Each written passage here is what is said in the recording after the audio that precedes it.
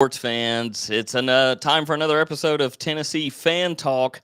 We got some craziness going on for you this week. Brad, what do we got? We've got National Signing Days. We Hup, got bowl games. hup. We got Memphis getting bit in the butt by Nashville, Ooh, Memphis. which has happened plenty of times to plenty of people.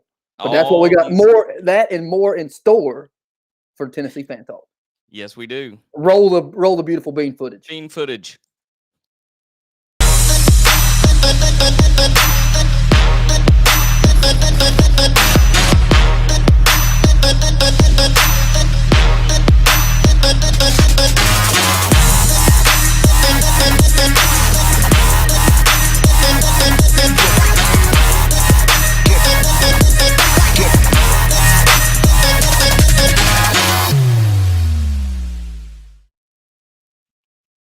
All right, sports fans. Once again, thank you for tuning in. Tennessee Fan Talk with Brandon Bird and the Duke. Both of us Traveling.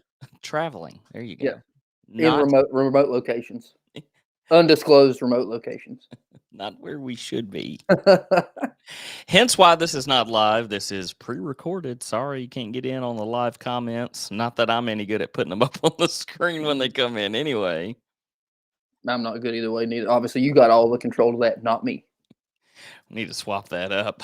We want to thank everyone for tuning in for this podcast that we normally send out live. Of course, once again, pre-recorded this week.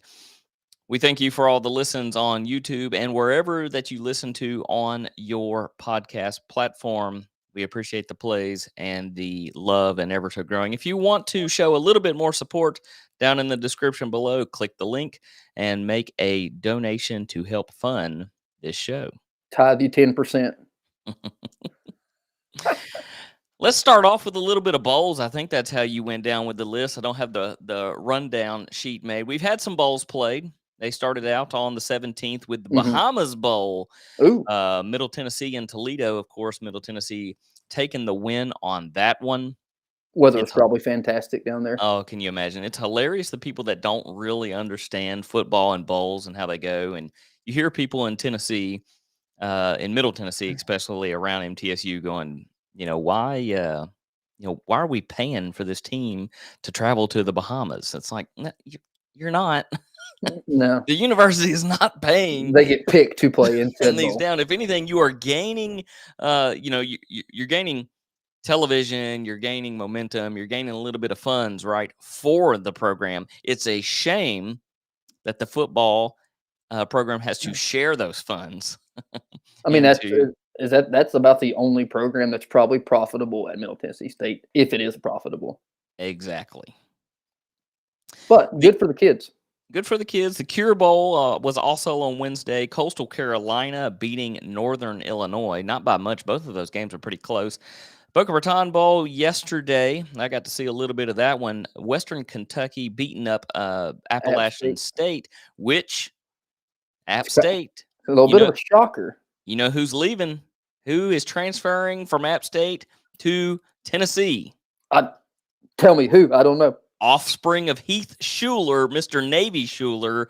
Oh, what a name. On his way to Tennessee. Position? Quarterback? Quarterback? Fifth person of the Schuler family to wear the power tee. That's good because Heath was good at UT, but he was awful in the NFL. Yes, he was. The Cricket Celebration Bowl also yesterday. South Carolina State and Jackson State. Jackson State getting beat 31-10. Jackson State, who has the number 2 recruit overall, can't win a bowl game against South Carolina State. Tell me that there is not a whole bunch of fun saying, come over here and play for Deion Sanders now that we can legally pay you to not be in the FBS. What? I'm all for it. Crazy. The New Mexico Bowl, Fresno State and UTEP. Fresno State taking away the win. Independence Bowl, UAB, BYU. Big win for UAB. Big win to go out there, beat up Brigham Young's 35-year-olds. Beat the Stormin' Mormons. Beat the Stormin' Mormons. The Lending Tree Bowl, Liberty 56, Eastern Michigan 20. Stinker. This one always gets me now. The Jimmy Kimmel LA Bowl. So I think we should support and get a Tennessee Fan Talk Bowl. So the real question is, does Jimmy Kimmel pay for the name or does ABC pay for the name? Oh, ABC. Utah State 24, Oregon State 13. The New Orleans Bowl, Louisiana and Marshall 36-21 respectively. And tomorrow we'll have the Myrtle Beach Bowl, Old Dominion and Tulsa. Over under how many people come back with a clap? 5. I'm going with the over on that. Of course, we get into some better bowls as we roll into like the 23rd is when we start to see some good ones there with North Texas and Miami, Ohio, Florida, and UCF. Ooh, Battle of Florida. Bet you UCF pulls it away. Probably so. Who's coaching? Is Napier coaching? He would have to be, right? I guess. I don't know. Hawaii, the Hawaii Bowl, Hawaii versus Memphis. You know, I hope they don't get to play. COVID protocol. They got too drunk on the beach. Let's just skip over the recruits. We'll get to the recruits. That's the big section of this show, is going over the recruits. And let's talk about this. The amount of fans that drove up to Nashville from Memphis, had hotels. Twitter's just gone insane. Had hotels, had money, had time, and an hour before tip-off, Memphis pulls the plug. And they say it's due to their own internal COVID protocols. From what I've understood, 90% of the team is vaccinated. 2 people tested positive. I'm thinking that it was probably their 2 best players. They got too drunk. They got too drunk the night before. They were seen out the night before. But here's the thing. Their protocol is supposed to keep them away from people now that they have positive test results and contact tracing and all this crap. But yet they're out in the lobbies of their hotels, taking pictures with fans, shaking, glad handing, doing all that jazz. Here's the deal. Memphis was supposed to be really good. Started off the season pretty decent. Hit the SEC portion of their schedule. They've played a couple games SEC. They beat Alabama. And have not played well. Right, they did beat Alabama, and Tennessee was going to slaughter them. Hopefully, and Penny Hardaway would, he's getting called a lot of things right now. A winner not being one of them.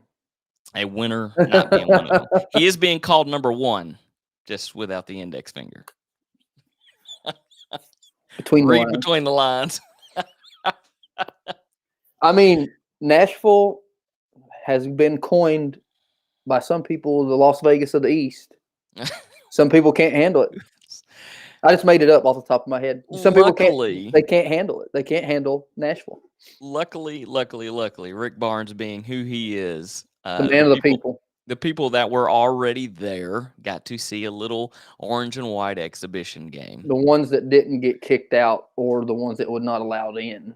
They kicked a bunch of people out. They were like, it's canceled. We're not letting anybody in. And so they kicked some of them out in the upper deck. I know. I saw that saw it on Twitter. Just crazy, absolute crazy. I would have been heated if I would have, drove from Knoxville, Memphis, or somewhere Alabama, somewhere, Kentucky, out of the area to spend the night. They still get the Nashville experience the night before, but they're ready for a basketball game. I mean, I saw on another thing on Twitter, somebody I went to high school with that also lives in the Nashville area was walking out the door to go to the game, and then he got the update that it was canceled. I would have been heated if I'd have found that out, heading ahead into the game. So, if you're Rick Barnes, because I believe that Tennessee gets the option of rescheduling or not, if you're Rick Barnes, word on the street is they're not going to. Word on the street said they're not going to. I mean, where are they going to fit it in at the schedule? They're not going to. Especially since we're getting ready to get into the SEC part of it. I say you make them play you. No, I don't. I'd say what I say. What a lot of people say. You don't even answer the phone anymore. You don't even pick up Memphis. We make Memphis. Like, that's like our sports program is much better than Memphis. They get the national shine that they don't get 9 times out of 10. They get paid to play us. I'm sure they're making some sort of money. Can't say the word right. Yes. I wouldn't even pick up the phone from Memphis for any sport, football, basketball, underwater basket weaving. We're not picking up that phone call. I don't think they pick up the phone call. Mr. White, don't talk to him. Yeah. I mean, it's bottom line. Yeah. Just don't even pick Yeah. up the phone call. Yeah. Screw you, boys. I'm taking my ball and going When home. are we going to stop using COVID as an excuse? Because here's the deal. 2038. We haven't, no joke. Football went off fine. Mm. Baseball went off fine, especially towards the latter part of the year. Both, college and NFL has done well. So, when do we stop allowing it without it being a forfeit? That's my question. I don't know. I mean, I don't want to get too political on this, but I mean, the other sports like NHL and other sporting leagues are starting to shut down some NBA. I mean, about at what point? I think what you'd have to do is you do your testing, whatever, 24 hours before the event. You get all of the results back, and if you post a positive COVID test after that test, you forfeit. So I mean, like that. You see what I'm saying? So like, you've already got your initial test. Everybody's negative. Then you're supposed to follow your protocol, stay in your rooms, not talk to anybody, whatever. Stay in your bubble. Right. If you break the bubble like Memphis did, if you go out bar hopping the night before on Broadway and spending $9 a beer, I mean, I think that, and then you have to test again. You test positive. I think that's where you forfeit. I agree. I don't know any other answer to that. But a lot of people say, well, you can't take a risk with it. I was trying to pull us up and getting us into our next segment here, the recruits, because we're going to spend a little bit of time on this. Shame on Memphis, right? Shame on them allowing to do that. Shame. So the Vols did well. We brought in 14th place, 14th as of right now. That's just during the early signing period. Of course, we have the normal signing period that everyone has forgotten about. As well as recruits, transfers coming in, maybe even some more transfers going out as players that are already here decide to leave when they see what we got coming in, their competition coming in. Some of the players that were already graduated and have recruited, early on letter of intents are already practicing. Of course, they don't get to play in the bowl, but they do get to practice with the team for bowl practices. Any word on Cade Mays? I haven't seen. I haven't seen anything on Cade Mays. I actually haven't seen anything on Tillman. He said he was going to announce the other day, and I haven't seen it. Nothing has popped up. I haven't had a whole lot of time. 'Tis the season. Everything's crazy. I haven't looked either. So it's been a little different. But ranked 14th nationally, which is awesome. I think that's 6th in the SEC, which is not great. And you'll see a little bit of why it's 6th here in just a minute. But we'll go in the order that UT Sports has these things, which is alphabetical by last name. Our first one, top of the list here, Maurice Mo Clipper Jr., offensive lineman, 6'5", 300 pounds.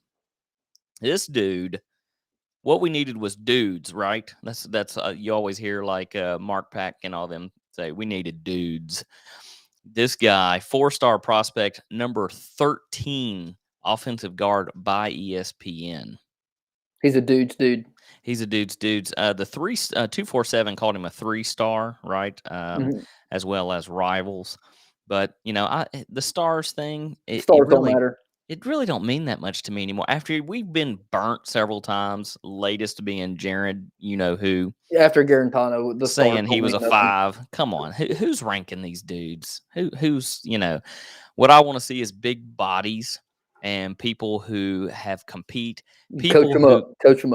People who has won awards or their team has done well, right? So he's rated number 41 in the state of Georgia by ESPN.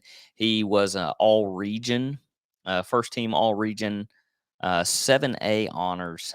So he's done great in a 7A district, which is that's awesome. And I'm excited about grabbing in some big O linemen. Number 2 on that list, offensive lineman Brian Grant, 6'8", 280 pounds. A dude's dude. A dude's dude. He comes out of Fort Walton Beach, Florida. I meant to say up there for Mo Clipper from Alpharetta, Georgia. We actually do pretty well diving down into Georgia and grabbing some dudes. Mm-hmm. We actually are better in Georgia than we are in Tennessee. Yeah, Tennessee guys have a tendency to go for Alabama for some reason. Brian Grant was the number 108 player in the state of Florida, according to 247, 97 ranked prospect in the state of Florida by On3, and 69 rated offensive tackle nationally by ESPN. So he's another offensive line, 6'8". I mean, he's tall. It's a big boy. I'd like to see a little bit more weight on him, but they'll do that. They'll hit that up in the spring. You know, these nutritionalists, and they've got this all set up, and he's going to put on some poundage this off season. Woo! There you go. Had to sneeze there. 'Tis the season. Number 3, Christian Harrison, defensive back, 6 foot, 183 pounds. They're going to beef him up a little bit more. He's coming out of Atlanta, Georgia. A 3-star recruit by all the services. Considered one of the top 50 players in the state of Georgia. And his team has done well as a junior. They were 11 and as a senior, they went 11-1. So they are must have been an exciting thing to watch in Atlanta. A lot of different programs out there. Make sure this is number 4. This one's exciting to me right here. Elijah Herring. I don't know if you've caught up with the news on Elijah. He is linebacker, very exciting, 6'2", 225 pounds from Noonan, Georgia. But guess where he went to school? Chattanooga? Nope. What? Riverdale High School in Murfreesboro. Is that a private school? No. Oh. No. Riverdale High School in Murfreesboro. This is the 13th player in the state, 46th rated linebacker in the nation by 247. Tabbed the number 10 player in Tennessee's 2021 Dandy Dozen, and he was been on first team selection for the mid-state teams. He got 67 tackles, 16 tackles for a loss, 5 sacks. This dude is serious. Riverdale went 10-2, and they've gotten up to playoffs. Of course, they never won the title, but did well up in the playoffs. He's running to Maryville. He's a big body guy, and they definitely need to replace some spots and get some spots ready. They need the depth, and I think we are going to be doing good on adding to the depth. Number 5, we'll see. We'll see how this works out. Taven Jackson, a quarterback, 6'4", like his height, 198 pounds. Not bad. Mm-mm. He comes from Greenwood, Indiana, blue chip quarterback, proven winner, number 12 overall at his position.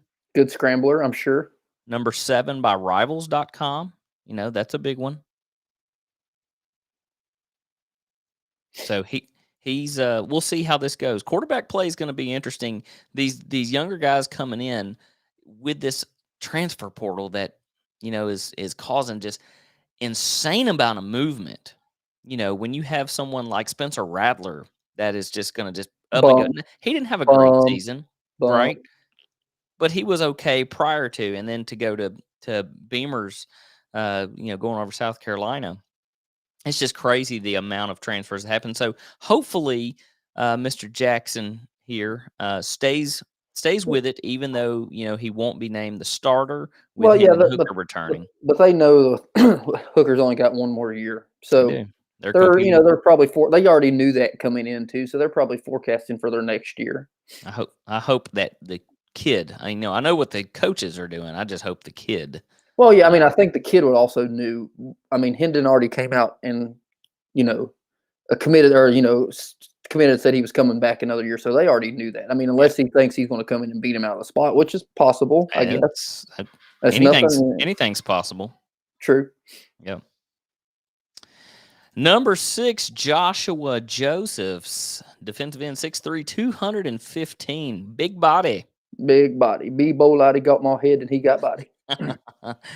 He was the top 15 edge rusher in the country, 4-star prospect, number 71 overall, number 8 player from Georgia. So not bad. He had lots of tackles, lots of sacks, 104 tackles, 6 sacks, and the leader of a defense that only allowed 17.5 points per game. Pretty good in high school. Yeah, he chose Tennessee over 26 other D1 offers, including 5 other SEC schools. He probably knew he could come in and contribute right out of the gate. He could play, yeah. Finally, someone that understands you don't have to go ride pine at Alabama. You could come play immediately. Mm-hmm. For a program that you're going to get just as much shine as Alabama. That's right. We're going to see some love here. People tired of talking about Alabama. Cameron Miller, our 7th man on the list, a wide receiver, 6'1" and 195 pounds. This is the larger of their, I believe, 2 wide receivers. Mm-hmm. I believe is that they got a quarterback, 4 offensive linemen, 2 running backs. Oh, they got 4 wide receivers. I'm sorry. 4 defensive linemen, 2 linebackers, and 3 defensive backs. Cameron Miller, versatile player. He went to he's from Memphis, where he went to the Memphis Academy of Health Sciences. Number 47th wide receiver in the country by both Rivals and ESPN.com. If you're a wide receiver, our offense is where you can really shine. Yep. If you like to run and gun, go deep, and catch 50-50 balls that are going up, you got to go up, get them. This is the place for you. Yep. Be ready to move fast. Be ready to be out of breath, because you will be. Mm-hmm, I agree. And if you're the reason why we're having to allow the defense to substitute, you're not going to be playing long. You get your lungs up. Wind sprint. Number 8 here, Addison Nichols, offensive lineman, something we definitely need some depth in. 6'5", 315 pounds. This is a big one for us. Another one out of Atlanta. Powerful player. A 4-star prospect, number 4 interior offensive lineman in the country, according to 247 Sports.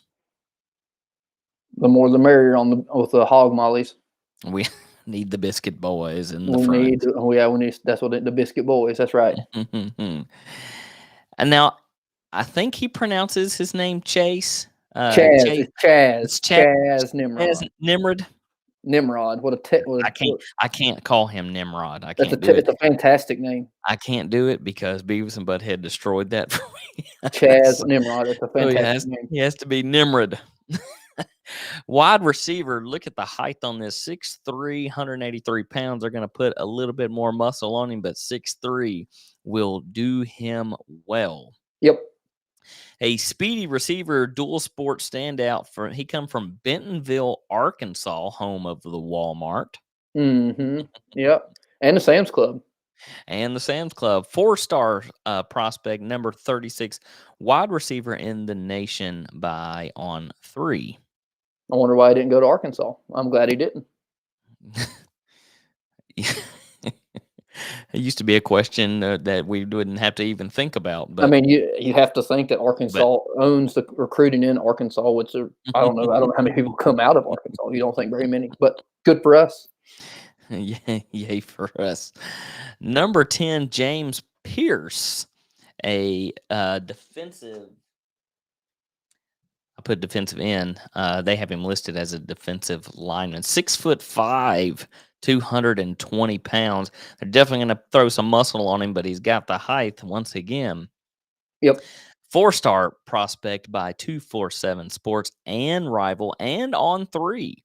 That's so when you got all of them other than ESPN saying 4-star, It's consistent. You're pretty good. that's nice. I like that a lot. He comes from Charlotte, North Carolina, Chambers High School. Chose Tennessee over 18 other offers, 13 from Power 5 schools. Another win for us, I would have to think. Getting that Mhm. depth that we need. They hopefully these play. I mean, the recruiting trail from Heupel and company. I mean, they were going into it till the last second. They were out there getting. Number 11, Caleb Perry. We have two Calebs coming in, both of them spelled differently. Mhm. This linebacker, 6'3", 215 pounds, are going to need to put a little on him from Georgetown, Kentucky. Said that he's very physical, is rated a consensus 3-star prospect by all the major recruiting, tabbed the number 4 player in the state of Kentucky by On3 and ESPN, with number 6 by Rivals and 247. He actually committed to the Vols back in July. I think he is one of the ones that is practicing That's with good. And, you know, with it's I mean, I think it shows something when somebody commits way back then and just doesn't change their mind. I notice that happens a lot too. yes, I love the ones that are in it to win it, right? Yep.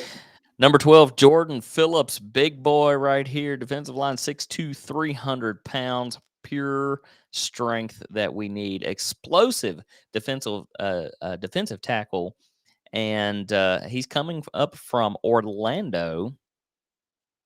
He is a 3-star by all the major recruiting services, 47th defensive tackle in the country. He racked up 56 tackles and 29 tackles for loss his senior year. Pretty He's good. right. He's right up our alley. That's what we need. That's what we need. That's we're all about the TFLs around here. Mhm. Number 13, is that Messiah? Sure. Reddick, we'll call him Reddick. Offensive line. I love these numbers. 6'5", 328 pounds. Big, physical offensive tackle, and has the smarts. He comes from Detroit, Michigan. 3-star by 247 Rivals and ESPN. Number 22 player in the state of Michigan by 247. Number 27 by Rivals, so it's close, right? Mhm. Chose Tennessee, I'm sorry, over 23 other D1 offers, including 2 from Power 5 programs. For us to get up and get into Michigan, I mean, that's That's Ohio State territory, I Michigan mean, territory. what's the first place that you think of when you think of Michigan and Ohio recruiting? State. Great place for Ohio State to go. That's fantastic. Number 14, Dylan Sampson, running back, 5'11" and 185 pounds. They're definitely going to have to get him in the weight room. I bet he's got good hands. The 5'11" doesn't bother me. You take, there's been some fantastic smaller guys, and Pig if they Howard. can get him, beefed up, and you think more of the shorter, stronger guys, back in the day being called the fullbacks. Mhm. But a little more about him here. I'm sorry. He is from Baton Rouge. LSU territory. Record-breaking speedy running back out of Baton Rouge. He was a 4-star prospect by On3 and a 3-star by pretty much everybody else. Listed as number 30 overall running back and number 15 overall prospect in the state of Louisiana. I was trying to see if he had his track times. He has a couple of track times. He's a 4.32.40. Pretty speedy. Yeah, That'll do. yeah, that'll get her done. Mhm. Number 15, Jordan Thomas. Defensive back, 6'2", 187 pounds. Definitely need to get him back in there. From Montgomery, Alabama, he was a former quarterback and developed into a hard-hitting and very athletic defensive back. 3-star by everybody, pretty much. Number 30 in the state of Alabama and 57 rated safety in the country. Looking to see if he got any other offers. He had 21 other D1 offers and committed to us on the day of. Waited That's till the good. last second. That's what a lot of kids do these days. Number 16, Mr. Style, Caleb Webb, wide receiver, 6'3", 190 pounds. Mhm. He comes from Powder Springs, yet another Georgia player. Big and physical wide receiver from the Peach State, who had a huge senior season. He was a 4-star prospect by 247, on 3 and rivals.com. That's fantastic. Yep. 160th overall player, number 20, the 22nd wide receiver prospect in the country by on 3. He had 20 other D1 offers, including 8 Power 5 programs. And, of course, he came in on day of.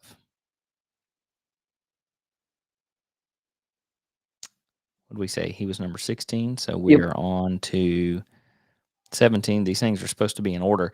17, I'm very, very excited about. This was a big one for us in Mr. Tyree West, defensive lineman, 6'3", 280 pounds. This dude had some people going after him. He Mhm. chose Tennessee over 22 other D1 offers, including 21 of those were Power 5 programs. He was a last minute, brought in for us. He was very, very, very heavily sought after. He has a quick first step and a notable pass rushing ability. Number 7 defensive lineman. I'm trying to see who that's by, and a 4-star prospect by everybody. That that was a big flip from Georgia, correct? I believe he was. I believe he was really leaning towards going to Georgia, and they flipped him over. I like that. Mhm. Mhm. Mhm. Who's our next one? Number 18. Here he is. Number 18, now I can't say Marquarius. it. Marquarius. Marquarius White, a wide receiver, 5'10". That's Slot it. guy. Slot guy. This is the one that worries me here. No, Definitely he'll a be slot. running. No, he'll be running up the middle. He'll be one breaking the big plays, bubble screens too. 160 pounds, 5'10". Talking about making me feel like a short, fat person. Coming straight out of Birmingham, Alabama, multi-sport athlete, which is good. He's rated a 4-star prospect and number 7th overall player in Alabama by on 3. Everyone else got him as a 3-star. He had 21 other Division I offers, including 16 from Power 5 schools. 6 of those were from SEC. Mm-hmm. So welcome aboard. Love it. Volve Navy. Next one, number 19, is Desmond Williams, defensive back, 5'11", 190 pounds. Desmond was one of the nation's top junior college defensive backs. Okay, he came from Forsyth, Georgia. I'm looking at that. Number 8 overall JUCO player. And couple of other players he had. He had 12 other D1 offers and committed to us his, of course, their own National Signing Day. Last, certainly not least, Justin Williams, running back, 6 foot tall, 205 pounds. He excites me. Talented back, a great mix of size, right? He's awesome. Yep. He was rated a 4-star prospect from 247. He was from all of them. The composite, ESPN, Rivals, On 3. He was there. Number 11th running back in the country by Rivals, 17 by On 3. I mean, so they were going after him. He had, as a junior, I'm sorry, here he is, finished the senior year season, 2,116 all-purpose yards, 1,896 rushing yards, 14 touchdowns. He had 25 other Division I offers, including 18 of those from Power 5 conferences. I mean, he picked us. That's good. That's always good news to hear that. So I know that was a whole lot all at one time. More in depth on each of these is available at UT Sports. Want to thank them for putting up some of these photos and stuff for us to grab from. As some of them were really easy to get the backgrounds off. Some of them more or not. Some of them not so much. But you know, the good thing is you only got to do it the once. And now I've got these guys' pictures For when they turn into stars for the remainder of the 5 seasons that are there. Oh, so we hit Memphis. We hit recruiting. We hit a little bit of the bowls. You know what we have not? You know what we have not done? Today is the 9th. Actually, you know what? We get one more show before our bowl game. Mm-hmm. And so that's next week. That's next week. We'll pick them. We'll make our picks for the Purdue game, as well as the they're a bunch of nerds. They're like Vanderbilt. They're a bunch of nerds. Same colors, everything. They could be sneaky. We'll be all right. They could be sneaky. We'll be all right. Although Tennessee did not get to play in Nashville yesterday, as far as the basketballs go, they're still ranked 18th, you know, despite their 2 losses, one against Villanova, one against Texas Tech, that somehow did not move the needle backwards. The Lady Vols put up a good fight, but got beat by Stanford yesterday. Number 3, Stanford. They got beat by 10. Okay, there's been a lot of movement. The men's basketball has had 3 number 1s already, between Baylor and Gonzaga, and someone else had held it too. I can't remember who it was. I don't know. But I love to see the movement. There's a lot of talent out there on the hardwood this year, and it's just going to be who's on fire. You know. Yeah, that's the thing about the NCAA basketball. It's whoever heats up during the tournament time. Yep. I mean, a number 1 seed's great, but then don't matter as long as you're on fire going in. Mm-hmm. He's on fire. He's on NBA Jam Tournament Edition. He's heating up. One of my favorite. On fire. When you could shoot it from all the way down the other side of the court and go in. Yep. On Sega Genesis. He's heating up. Loved it. One of my absolute favorites. It's not as good as Ken Griffey Jr. baseball, but it's pretty good.